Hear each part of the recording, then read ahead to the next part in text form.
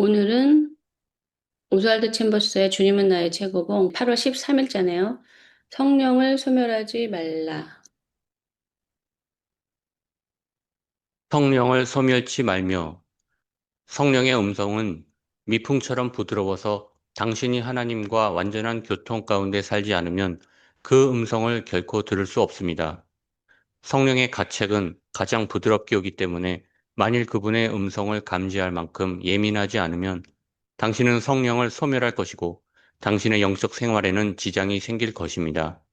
성령의 가책은 언제나 세미한 음성이기에 오직 깨어있는 성도들만 알아들을 수 있습니다. 네, 굉장히 중요한 성령에 대한 설명이고, 이해하기가 참 어렵죠, 보통 분들은. 깨어있지 않은 사람들은 성경이나 설교를 통해서 성령에 대해서 얘기를 해도 이해하기가 되게 어려워요. 왜냐면 일단 우리랑 다른 존재이시고, 저도 굉장히 오랜 시간에 걸쳐서 이분과 이제 관계를 하면서 조금씩 성령이 어떤 식으로 인도하신다는 걸 알게 됐고, 성령과의 관계는 하나님의 뜻을 따르고 그분께 순종하기 위해서 관계하는 거지, 그 위에 다른 목적으로 성령과 관계할 수는 없어요. 그러니까 지금 제가 말씀드리는 것은 굉장히 정리되고 종합적인 말씀이에요. 제가 이 20살부터 이 길을 오면서 너무나 그 지식들이 조각조각 이렇게 나뉘어져 있어서 서로 맞지 않는 지식들이 공존해도 그게 맞지 않는지를 잘 몰랐죠. 실제로 이렇게 걸어가 보면서, 아, 이게 하나님 뜻이 아니고는 성령과 동행할 수 없구나. 너 나의 필요를 따라서 성령의 인도를 받는 거 아니구나. 근데 굉장히 위험하게, 굉장히 자기 정욕적이고 자기가 원하는 것을 하나님의 뜻으로 둔갑하게 하는 게 인간의 그 본성이라고 할까요? 그러니까 굉장히 많은 시간 거기에 머물러요. 네. 그래서 사람이 그 요한복음에 보면 사람이 하나님의 뜻을 행하려고 하면 그 뜻이 나로부터 난 건지 정말 하나님께로부터 온 건지를 분별해야 된다. 뭐 이렇게 아무리 말씀을 성경에서 하셔도 다 자기 뜻을 뭐 다라고 하면 좀 그렇죠. 그러니까 대부분 자기 뜻을 성령의 뜻으로 둔갑하는 경우가 많습니다. 근데 이런 일이 왜 생기냐? 잘못 이해하거나 잘못 그 인도를 받으면 거기 어떤 증거나 사인이 있으면 그렇게 안 할 텐데 뭔가 이게 일어나는 것 같으니까 사람들이 오해를 하는 것이죠. 그래서 이 조나단 에드워드는 신앙과 정서라는 책을 썼어요. 이게 굉장히 중요해요. 그 책에서 무엇을 얘기하냐면 성령의 역사가 아닌데도 굉장히 비슷한 증상들이 있는 거예요. 현상. 성령의 역사와 동일한 아주 비슷한 현상들이 있기 때문에 이 두 개를 구분해 놓은 책이에요, 그 책이. 그러니까 신앙생활 하면서 어떤 감정들이 생기고, 어떤 정서들이 이렇게 섬세하게 생기는데, 이런 감정이다 할지라도 이런 건 잘못된 것이다. 이런 내용들이 많이 쓰여 있어요. 그러면 이제 이 상황을 제가 생각해 보자면, 뭔가 똑같은 비스무리한 게 생겨난다는 거죠. 뭔가 성령의 인도를 정확히 받는 사람이 아니어도 성령의 인도가 아니면 아무런 일도 일어나지 않는다. 그럼 사람들이 분명히 알 텐데, 그렇지가 않고 헷갈릴 정도로 뭔가가 조금은 있다는 거죠. 뭔가 이게 하나님의 뜻이었다는 확신, 자기 나름대로 확신이 자기 스스로 막 꿈꾸고 이런 게 아니라 뭐 이렇게 목소리도 막 들리는 것 같고 막 사람들도 막 맞아 맞아 이렇게 얘기하는 확언도 막 받고 막 마음도 막 기뻐지고 그래서 도무지 분별이 되게 어려운 예, 그게 이제 성령도 있고 그 광명의 천사인 악령도 있기 때문에 그렇습니다. 이거를 그냥 3차원적으로만 생각하면 그 사람이 뭐 헛것을 받거나 자기 합리화에 빠졌다 이렇게 말할 수 있는데 성령이 영이시기 때문에 이 영적인 영역에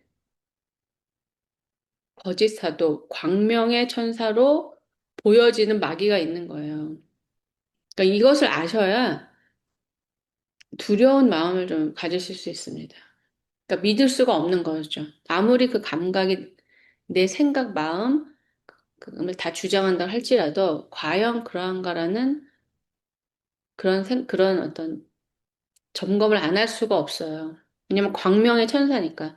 마귀가 도깨비 모습으로 나오면 다 안 따라가죠. 근데 천사처럼 보인다는 거죠. 그러니까 이것을 좀 더 깊은 레벨로 말씀드리면, 뭐 몰몬교라든지 안식교라든지 이렇게 뭐 100년 이상 많은 사람들을 이렇게 이끌고 있는 이단이 있잖아요. 근데 그들의 창시자도 천사를 만났어요. 계시를 받아요.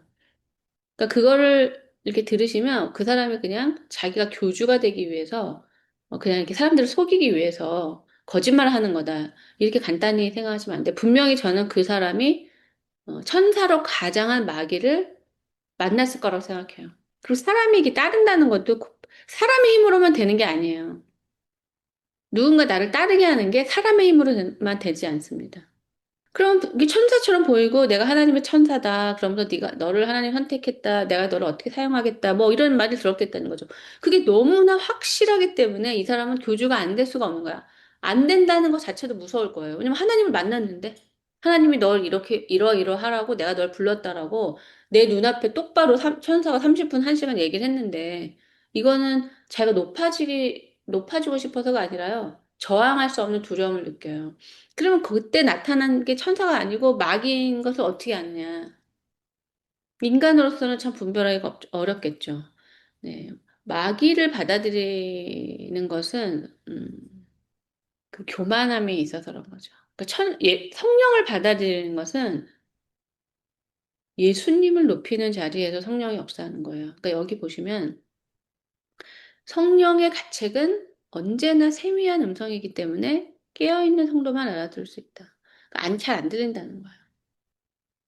무지한 사람에게 막 소리를 지르시고 막대기를 막 때리시고 막 고함을 치시면 뭐 늘어져 있는 인간, 엎어져 있는 인간, 잠자는 인간, 어떤 인간이든지 성령이 저기 계시면 학교에 다니는 것처럼 공부 잘하는 애만 이렇게 얌전하게 이렇게 듣는 게 아니라 고함 치는 소리도 들리고 혼나는 소리도 들리고 이러면은 뭐, 아, 성령이 뭐 고함도 치시니까 상관없지 않을까 이렇게 생각하시는 거는 착각이고 성령의 음성은 들으려는 사람, 하나님의 뜻을 따르려는 사람, 자기 확신에서 깨어진 사람, 길을 찾는 사람. 인간이 그쪽 방향으로 마음이 열리고 깨달아져야 소리가 들리는 거예요. 그럼 여기 문장에 보시면 성령의 음성은 굉장히 부드럽죠. 왜냐하면 성령은 비난하는 분이 아니니까. 비난, 정죄, 판단, 불신, 미움, 이건 다 마귀에게 속한 거예요. 율법은 마귀가 인간을 정죄하는 데 사용되는 것이고, 하나님은 율법의 완성인 사랑을 하시는 분이에요, 우리에게. 그러니까, 음성이 들린다는 것은 관계를 얘기하는 거죠. 그러니까 듣고자 하지 않는 사람, 난 하나님을 원하지 않는 사람, 자기 뜻대로 막 가고 싶은 사람, 그 하나님이 내 인생을 간섭할까봐 두려워하는 이런 사람한테 목소리 들리지 않는다는 거죠.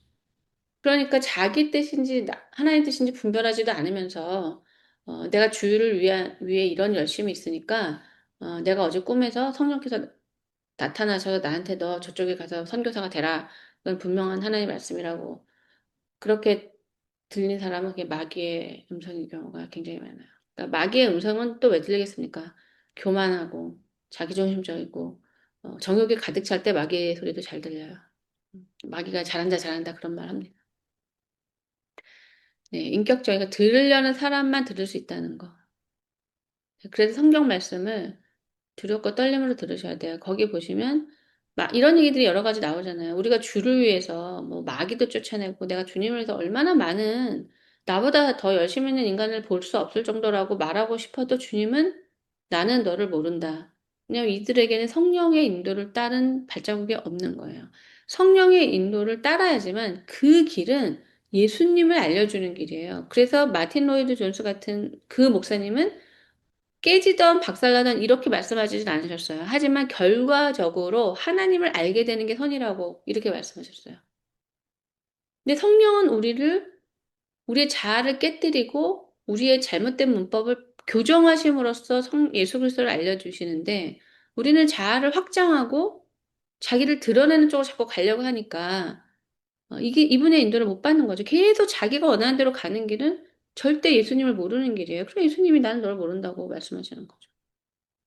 만일 개인적인 간증을 할 경우 수년 전에 나도 한때 구원을 받았다라고 말하며 과거를 되돌아보아야 한다면 주의하십시오. 만일 당신이 빛 가운데 걷고 있다면 과거를 뒤돌아볼 필요가 없기 때문입니다.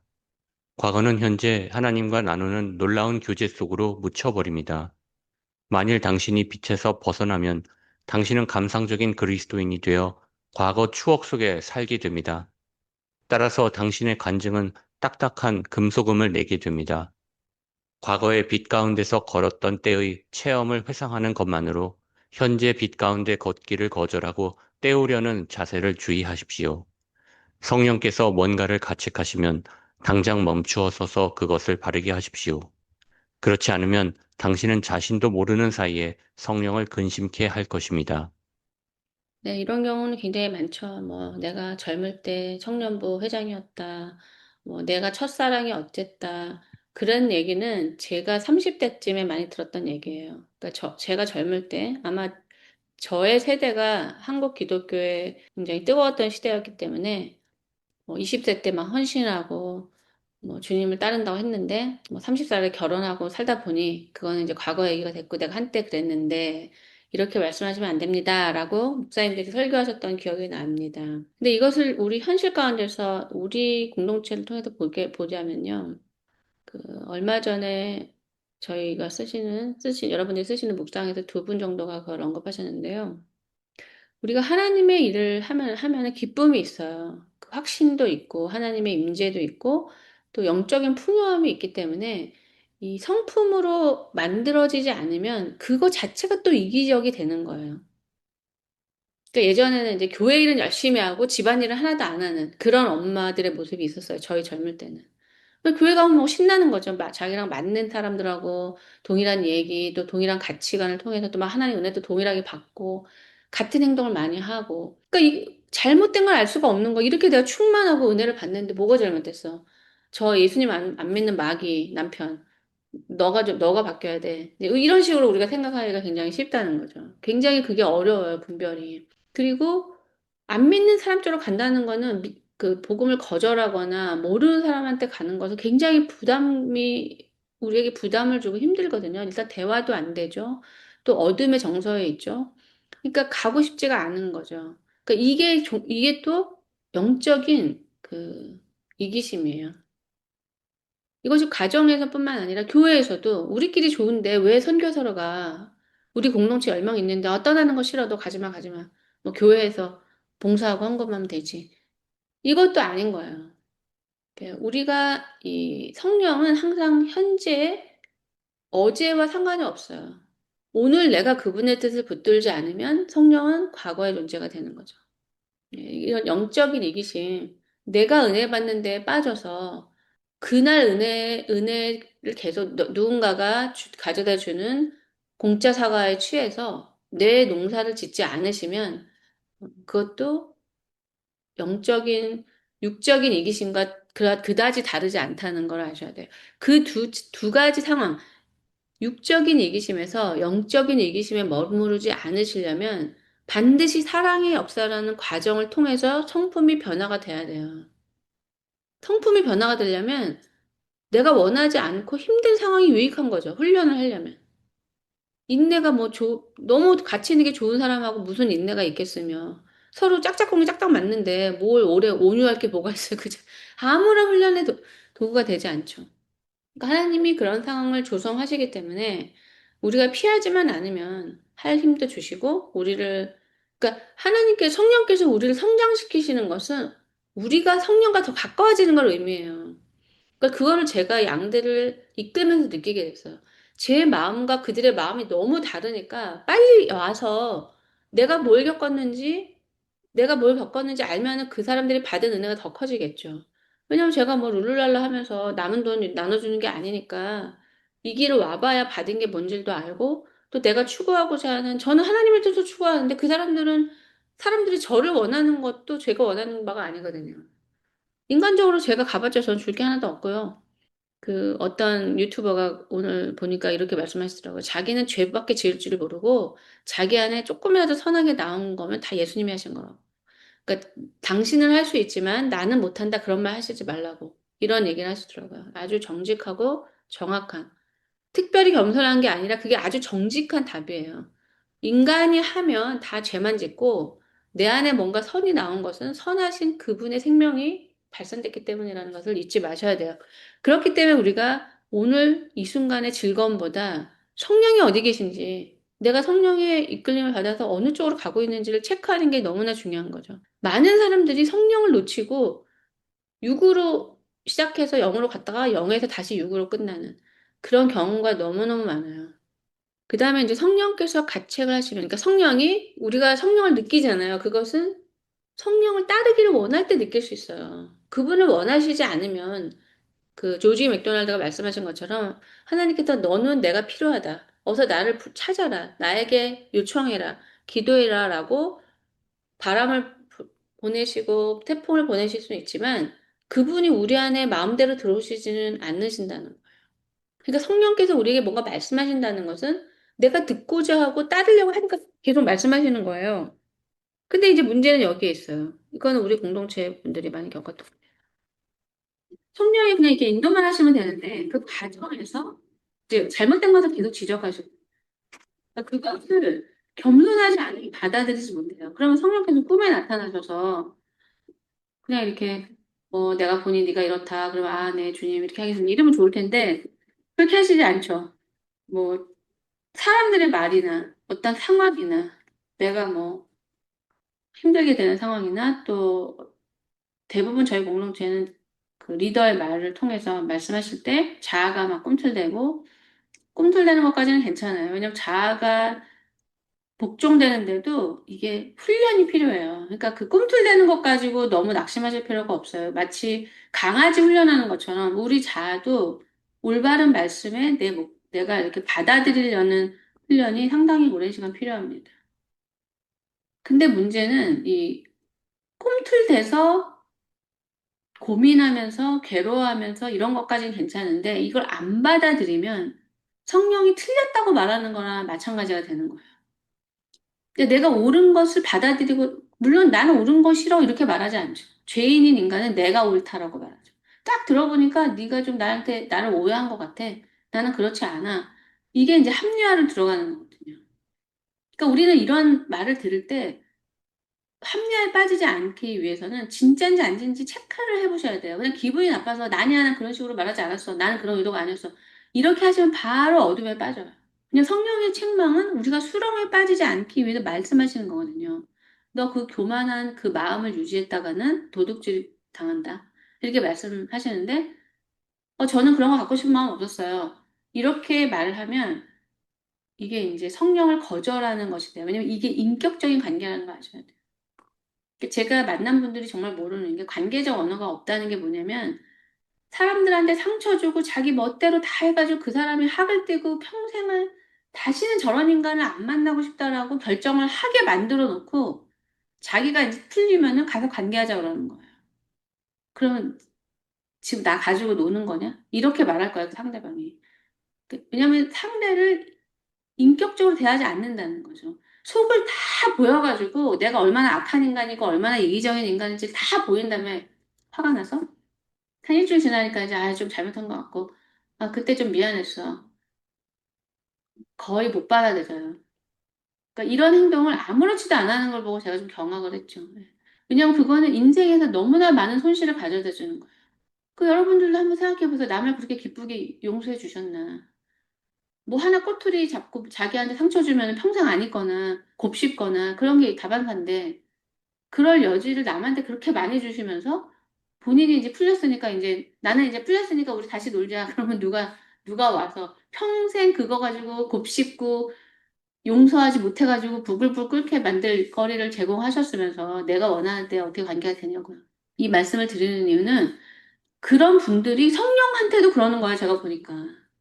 그러니까 이게 뭐냐면 자기 중심적으로 이 세상 사는 거예요. 나 지금 화났으니까 듣기 싫다고. 그리고 이제 파 풀리니까 와서 말씀하시라고. 그럼 상대가 종이냐는 거죠. 성령은 절대 그런 식으로 말씀하시지 않습니다. 그러니까 성령이 그 불씨가 꺼지는 가장 그 첫 번째 그거는 우리가 이 촛불을 훅 끄거나 식물에 뜨거운 물을 확 부어가지고 죽이는 행위가 죄예요. 그럼 그것을 다시 회복하는 것이 불가능하진 않지만 굉장히 어려워요. 불가능하진 않아요. 근데 이 길을 가시려면은 그것은 산에서 중턱에서 미끄럼 타고 내려와서 다시 바닥으로 내려가는 것도 똑같습니다. 그 다음에 이제 두 번째가 뭐냐면 성령께서 우리를 이끄시는 것은 언제나 죄를 알려주셔서 계속 빛 가운데로 오게 하시는데 전 그걸 합리화시키는 거죠. 저는 그러는데 거짓말하는 거죠. 모를 수도 있어요. 일부러 거짓말하는 건 아닌 경우가 있는데요. 기분이 나쁘거나 자존심이 상해서 부정해버리는 경우. 이때도 성령을 다시 그분과 관계를 회복하는 게 굉장히 어려워요. 그러니까 실수하고 뭘 잘못하고 혼나고 맞고 이런 거는 괜찮아요. 이건 배움의 과정이기 때문에. 근데 의도적으로 거부하거나 합리화시키거나 그것은 스스로 거절하는 거기 때문에 영적 침체에 빠지게 돼요. 이런 행동을 하시면. 네, 두 가지 말씀 주셨어요. 죄를 함부로 짓는 것은 성령과 거리가 멀게 되는 가장 첫 번째고, 생명과 죄는 같이 있을 수가 없어요. 두 번째는 간당간당한 촛불을 가지고 우리가 이제 그 불꽃을 꺼뜨리지 않는 게 성령과 동행하는 건데, 그래서 이 불꽃을 더 확장시키는 것은 우리가 죄를 버리고 성령이 우리를 인도하시면 더 따르는 거거든요. 근데 뭐 승질을 확 내거나 뭐 가장 큰 거는 어, 당신이 틀렸다고 말하는 거죠. 내가 더 잘하는데 나는 그런 인간이 아니다. 이러면 그러면 당신이 알아서 하세요. 이렇게 됩니다. 하나님께서 당신을 위기 상황으로 몰고 가셨다고 합시다. 그런데 당신은 그 위기를 적당히 얼머무립니다. 그러면 하나님께서는 그 위기를 다시 조성하실 것입니다. 그러나 이번에는 전처럼 고통스럽지는 않습니다. 또한 하나님을 덜 의식하게 될 것입니다. 이때도 순종하지 않을 경우 더 큰 부끄러움이 임하게 될 것입니다. 만일 계속 성령을 근심케 하면 더 이상 위기가 반복되지 않는 시간이 올 것이요. 이때가 되면 당신은 성령님을 소멸하여 버린 것입니다. 그러나 만일 당신이 위기를 통과하면 당신의 마음과 입에서 하나님을 향한 찬양이 흘러 넘칠 것입니다. 하나님을 항상 가슴 아프게 하는 것들에 대하여 결코 어떠한 연민도 갖지 마십시오. 하나님은 우리의 삶 가운데서 사라져야 하는 것들을 제거하기 위해 우리를 아프게 하셔야만 합니다. 네, 이 내용이 제가 조금 전에 말씀드린 거죠. 그리고 사람들은 왜 성령께서 그렇게 세미하게 말씀하시고 그렇게 쉽게 그분의 임재를 거두어 가시고 그런지 잘 몰라요. 여기서 이제 사랑의 관계가 무언지를 아셔야 되는 거죠. 그분은 자신의 전부를 내어주신 사랑, 또 죽기까지 복종을 하는 거예요. 근데 인간은 자기의 이기심으로 성령을 거절하고 자기의 거짓됨으로 그분을 모욕하고 쉽게 배신하고 자기 멋대로 돌아오고 회개하지도 않고 그러면서도 뭘 잘못했는지 몰라요. 그러면서도 이 진정한 회개가 왜 어렵냐면은 본인이 선을 잘 모르니까 이런 행동들이 온전한 관계를 주시는 분에게 어떤 느낌을 주는지를 알지를 못해요. 제가 이걸 어떻게 알게 됐느냐? 그것을 계속 찾다 보니까. 왜냐하면 본인이 이것을 알아야 돼요. 관계라는 건 상대방의 입장을 알지 않으면 해결이 안 되는. 굉장히 까다로우시네. 나 너무 까다로워서 관계를 못 하겠다고 해봤자 본인이 생명과에서 벗어나는 거고, 내가 왜 이 관계에서 멀어지고 성령의 임재가 거두어졌는지는 항상 인간이 찾아야 돼요. 내가 찾고 싶어 하지 않고, 왜냐면 그것을 찾는 행위가 회개의 행위고, 관계를 회복하고 싶다라는 인간의 의지를 보여주는 거거든요. 근데 본인은 그렇게 막 인간은 죄를 짓고 있는데 성령께서 네가 이런 걸 잘못한 거야. 앞으로 그러면 안 돼라고 해봤자 또 그래요. 그래서 성령이 떠난지도 몰라요. 떠나도 아무렇지 않게 잘 사는데 그분이 다시 오실 필요가 없는 거죠. 성령이 없어도 잘 사는 사람이 성령이 오신다 한들 따라갈 리는 없으니까. 그 다음에 여기 보시면 하나님 위기를 조성하신다. 근데 이제 이 세미한 음성, 깨어있는 사람이라면 아주 작은 메시지로도 정신을 바짝 차려요. 왜냐하면 내가 인간이 어, 아무리 깨어있는 사람이라 하더라도 육이라는 육체의 정욕이 완전히 없어지지 않았기 때문에 실수하기도 하고 넘어지기도 합니다. 하지만 그 관계를 소중하게 여기는 사람은 그 메시지를 빨리 받아요.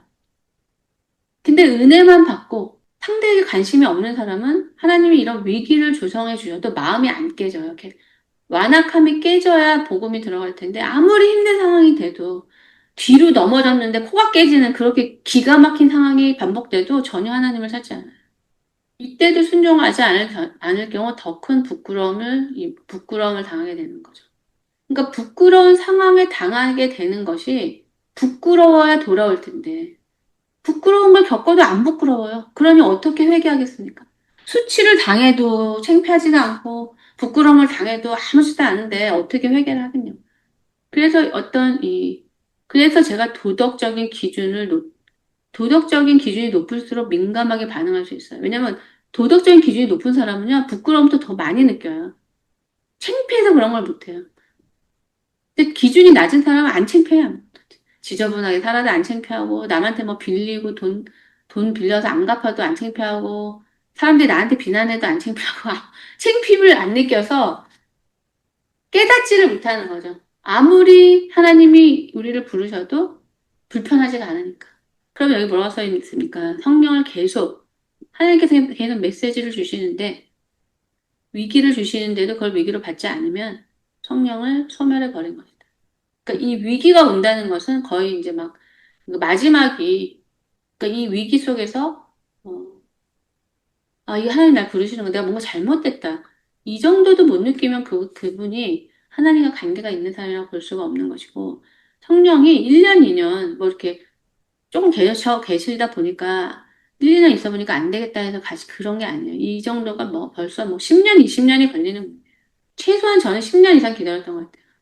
모든 사람에 대해서. 뭐 제가 한 건 아니지만.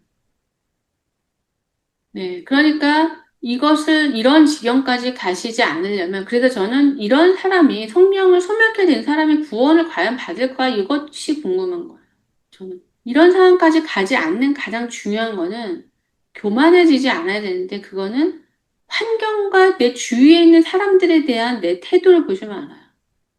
쉽게 사람을 무시하고 누가 나한테 뭐라고 하면 기분이 막 나쁘고, 다 자기 확신에 자꾸 차가지고, 자기 확신이 클수록 안 들어요. 누가 말하면 기분이 나빠요. 그리고 설사 내가 알고 있는 지식이 옳다 하더라도 내가 알고 있는 지식보다 더 넓은 지식에서는 그 아래 지식이 잘못된 게 보이거든요. 그 가능성도 다 제거해 버리는 거니까 뭐 어떻게 하겠습니까? 배우려는 마음은. 그렇지만 우리가 성령을 받아들이면 하나님께서는 필요 없는 필요 없는 애착을 제거하시기 위해서 우리를 아프게 하신다. 그런데 내가 아프기 때문에 거절하면 난 영적으로 둔감한 사람이 되고, 내가 아프지만 하나님을 신뢰해서 받아들이면 자유로운 사람이 된다.